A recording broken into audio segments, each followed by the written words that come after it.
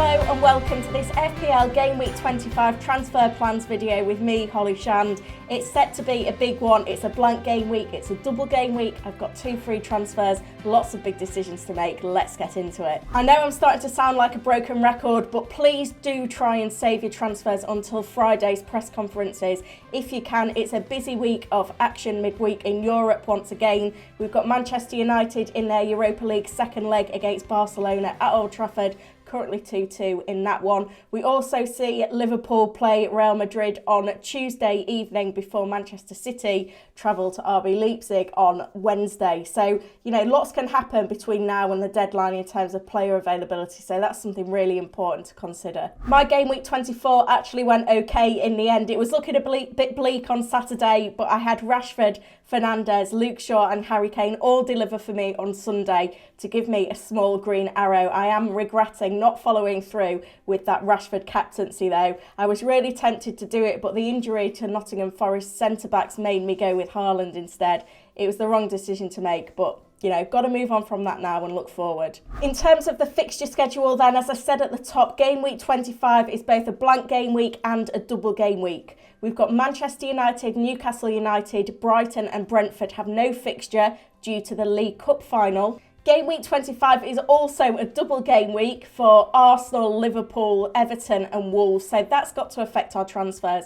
We also need to have half an eye on the future double game week 27, which will involve Brighton and Brentford, who both blank this week, as well as Crystal Palace and Southampton. And then game week 28 is set to be a big blank. Lots of clubs not involved in that one due to the FA Cup quarter-finals. So we need to both be thinking short-term in our planning and long-term. So I've arrived at double game week 25 with 2 free transfers. I've currently got 3 players that double my Arsenal triple up of Nketiah, Odegaard and Gabriel. I've got 5 players that bank at the moment as well. My double Newcastle defence in Trippier and Botman, plus my Manchester United triple up of Bruno Fernandes, Marcus Rashford and Luke Shaw.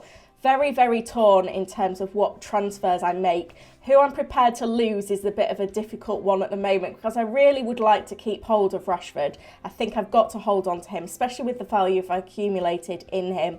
I also want to keep hold of Kieran Trippier because I've got about £500,000 value tied up in him as well. And remember, Newcastle do have a fixture in blank game week 28, so if I'm planning to get through that game week without using a chip, it's probably wise to hold Botman as well. So that means Luke Shaw is on the chopping block, and I think in terms of a replacement, I think James Tarkowski at Everton is a good pick. Remember, Everton have a fixture in the blank game week 28.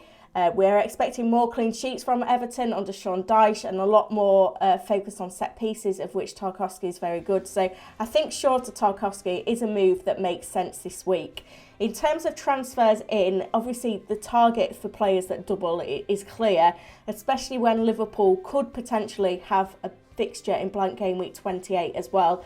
It's the options though from Liverpool right now, it's really difficult to decide because you've got lots of players suddenly available. We've got Darwin, Jota, Gakpo, all fit and available now, as is Firmino. Mo Salah is the one that's nailed on.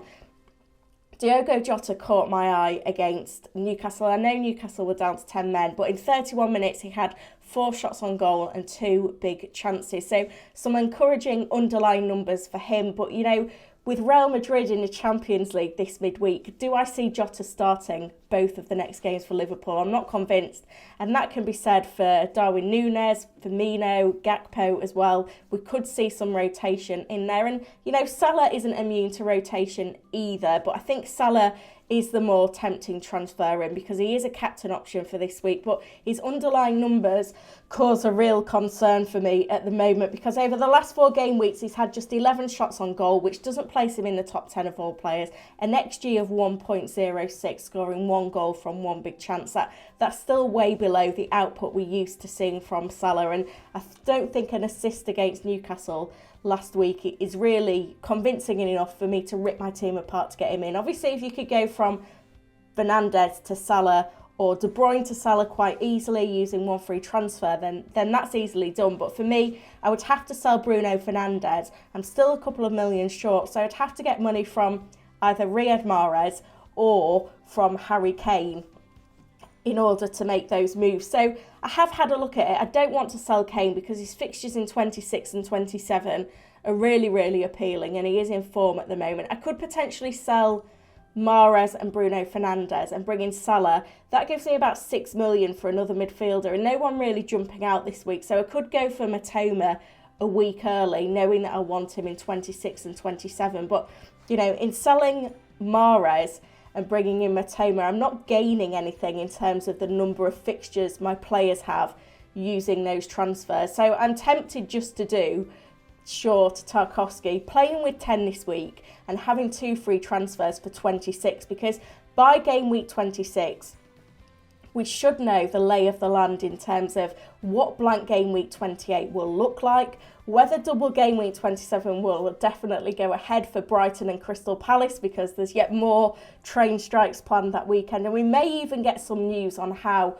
double game week 29 could look as well. So I feel like getting 10 players out this week, bringing in an extra doubler, not selling players that I want long term just to have Salah for this week will give me so much more flexibility going forward. I've got to play the long game with these transfers. You either attack the doubles right in front of you and deal with the chaos down the line, or you're a bit more conservative and try and keep the chips so that you can really maximise them after the international break, because blank game week 28 comes just before the international break. Double game week 29 is straight after. It's going to be very hard to navigate those game weeks without, you know, having lots of free transfers available or using the chips, and I want ultimate flexibility for later in the season. I'll be back later in the week with my deal sheet and team selection, so look out for that one dropping on Wednesday. In the meantime, any dilemmas, get them in the comments. I do my best to answer all of them within 24 hours of this video going live.